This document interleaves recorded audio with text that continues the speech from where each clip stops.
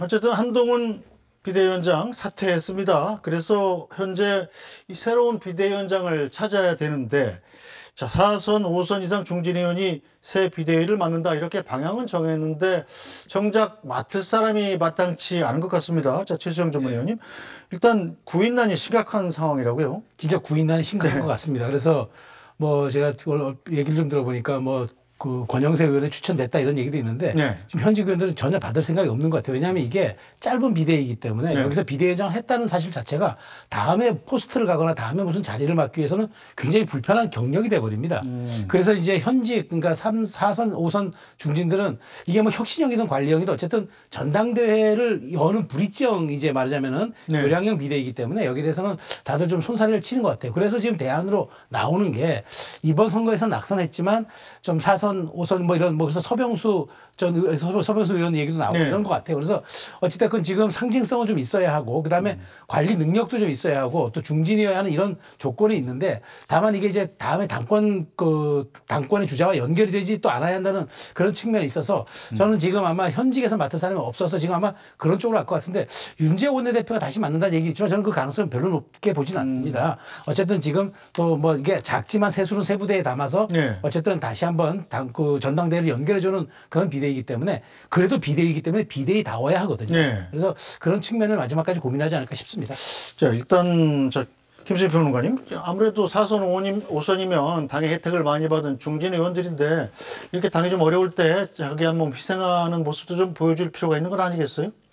근데 뭐 비대위원장 관리형 비대위이고 또 전당대회도 이러면 6월에 치른다라고 하는 거기 때문에 이거를 굳이 의의를 두지는 않는 것 같습니다. 그리고 차후에 당 대표라든지 혹은 원내대표라든지 그리고 나아가서는 총리 하마평이 돌고 있는 분들도 섞여 있거든요. 그렇죠. 그런 분들은 이 자리를 또 받을 수는 없을 것이다. 이렇게 본다면은 일단은 좀 이게 당장에 이 중진 의원들 사이에서 찾기는 좀 어려워 보이는 그런 문제는 있어 보입니다. 근데 저 같으면 이제 국민의힘이면은 뭐 이게 사실 관리형 비대위이고 그리고 이제 총선 때 이번에 호남 지역에서 국민의힘이 전 지역의 후보를 모처럼 다 냈습니다만 또 참패를 하지 않았습니까? 그럼 이런 부분에 대해서 겸한 수용 이런 것들을 좀 밝혀서 호남 지역 중진 의원이 한 분 계시더라고요. 그런 쪽으로 이렇게 지명을 해도 상관없지 않을까. 저는 개인적으로 그렇게 생각이 들었습니다. 네, 자, 최선호 선수, 일단 오는 다음 달 3일이죠. 5월 3일에 이제 국민의힘 원내대표 선거를 하지 않습니까?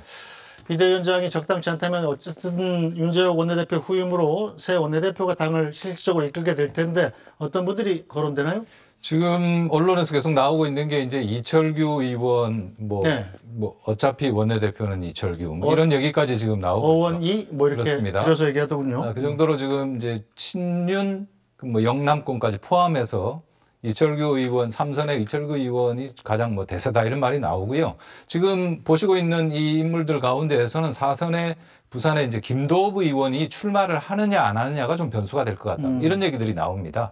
당내에서는 이제 김도읍 그 의원에 대해서 좀 합리적이다. 뭐 이런 평가들이 있고 김도읍 의원은 뭐 엄격하게 말하면 친윤이라고 보긴 좀 어려운 거 아니냐. 그렇다면 좀 뭐 김도읍 의원이 나선다라면 아마 경선이 좀 될 것 같다. 뭐 이런 정도의 이야기가 나오고 대체로 봐서는 결국 이제 원내대표는 이른바 친윤에서 하고 차기에 이제 전당대회에 통해서 선출될 새로운 당대표는 수도권에서 맡는 게 어떠냐. 뭐 이런 형태의 이야기들이 지금 많이 나오는 것 같습니다. 근데 핵심은 결국에는 이제 이 전당대회를 통해서 어떤 국민의힘이 뭔가 바뀐다, 혁신한다 이런 걸 보여줄 수 있느냐 없느냐의 문제인데 그런 점에서 볼 때는 이른바 이 당원 100% 룰 여기에 대해서 손을 지금 안 대려고 하는 모습이 과연 유권자들이 볼 때 그걸 어떻게 이해할까? 진정하게 좀 이 민심과 함께 가려는 의지가 있느냐? 이 부분에 대해서 조금 의심스러운 눈초리를 좀 자초하는 게 아닌가? 이런 평가들이 나오고 있습니다. 자, 최수영 전문위원님, 일단 이철규 의원 같으면은 이 강서구청장 재보궐선거에 책임을 지고 사무총장에서 내려왔다가 불과 이제 한 열흘 남짓 지나서 당의 인재영입 위원장으로 바로 돌아오지 않았습니까? 이 당에서도 이번 총선 참패의 원인을 영남권으로 좀 돌리는 분위기가 강한데 이철규 의원 같은 경우는 또 강원이란 말이에요. 자, 여러 가지 변수가 겹쳐서 이철규 의원이 요즘 자신이 영입했던 인재들을 주로 만나고 다닌다는데, 자, 본인도 원내대표의 뜻이 있는 건 아닙니까, 그럼?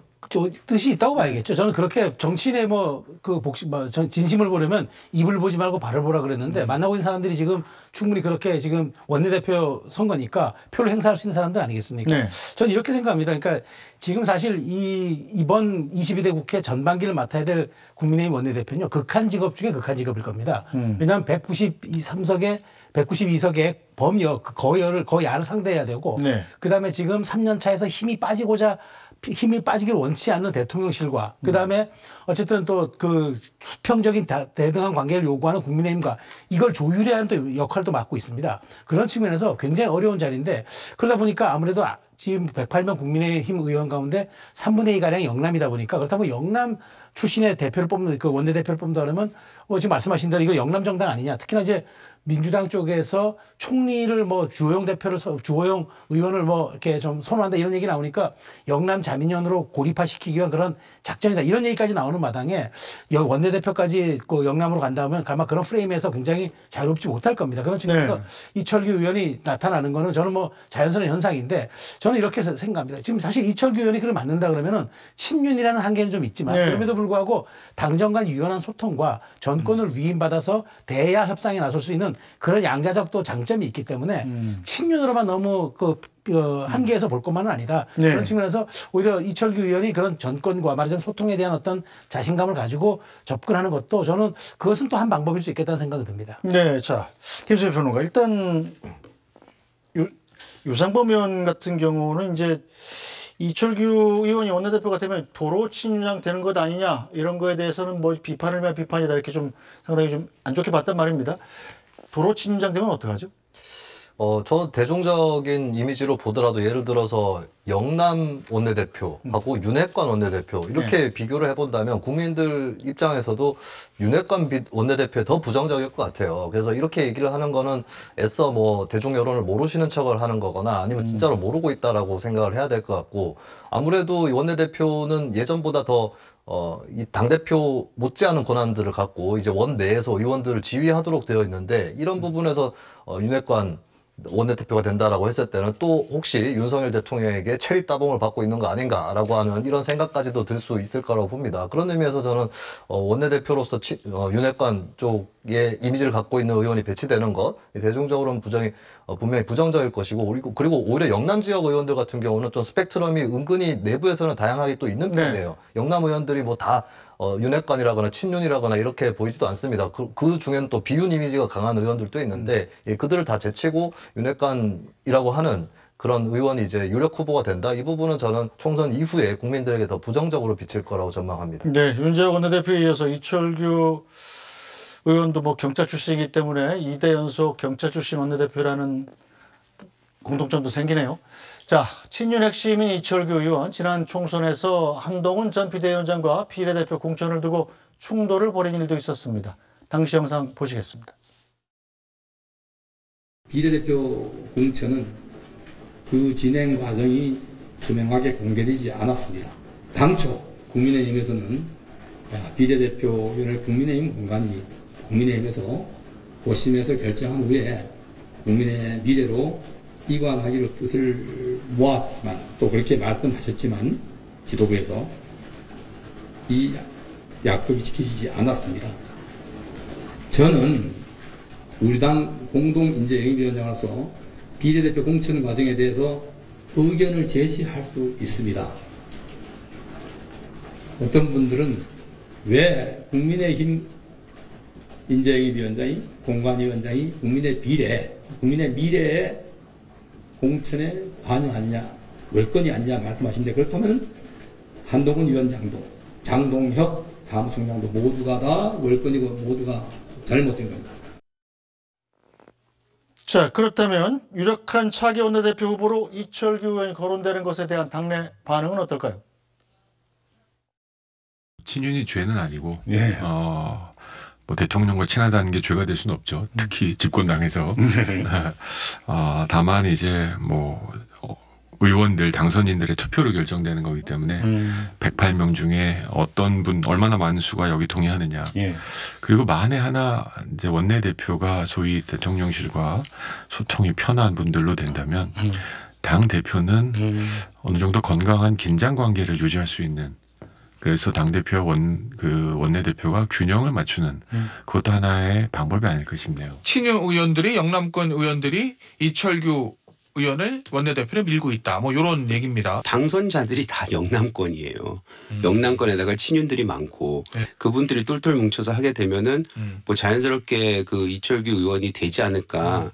라는 그 현실적인 그 상황은 뭐 받아들일 수밖에 없는 것 네. 같아요. 나오면 당적될 가능성이 높으니 네. 본인이 왜 나와야 되는지에 대해서 그 뚜렷하게 얘기를 해줘야 되겠죠. 아까 얘기했었던 예. 우리가 왜 졌는지 예. 그거에 대한 반성은 뭔지 그럼 예. 앞으로 어떻게 끌고 나갈 건지 그리고 이런 백서 같은 것도 어떤 기조로 만들어질 건지 이런 거에 대한 명확한 입장을 좀 밝혔으면 좋겠습니다. 네, 최재형 전문위원. 일각에선 이철규 의원의 원내대표 출마가 사실상 이 한동훈 전 비대위원장을 이른바 견제하기 위한 것 아니냐 이런 분석도 좀 있던데요.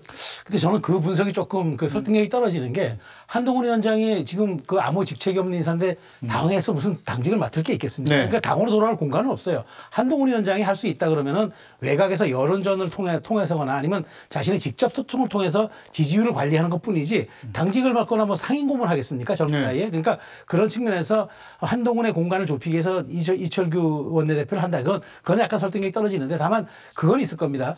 지금 임기 3년 차 대통령 입장에서는 여소야대 정국이긴 하지만 당에 대한 장악력이 급속히 떨어지는 건 원치 않을 겁니다. 그러니까 네. 그런 그 좀 말하자면 자신에 대한 영향력을 계속 유지할 수 있으나 원내대표가 또 그런 그 당의 건강한 긴장 관계를 또 유지해야 되는 수평적 당의 그런 것도 있을 겁니다. 그러니까 적절하게 그것을 소화해낼 수 있는 실권도 가지고 그다음에 자신과 소통도 할 수 있는 그런 측면에서 원내대표를 이철규 의원은 선호할 수는 있겠고 또 하나는 당에서 그렇지만 당대표는 또 수도권을 뽑아가지고 네. 균형을 맞추면은 또 그것 또한 말하자면은 건강한 또 밸런스를 유지할 수 있기 때문에 그렇게만 이철규 원내대표의 사안을 볼 것은 아니다라는 말씀을 드리고 싶습니다. 자, 김수표 평론가. 민주당 있죠? 민주당의 이철규, 국민의힘의 원내대표가 이철규 의원이 될 수도 있고 안 될 수도 있습니다만, 자, 민주당의 원내대표는 지금 친명인 박찬대 의원이 사실상 추대되는 분위기 아니겠습니까?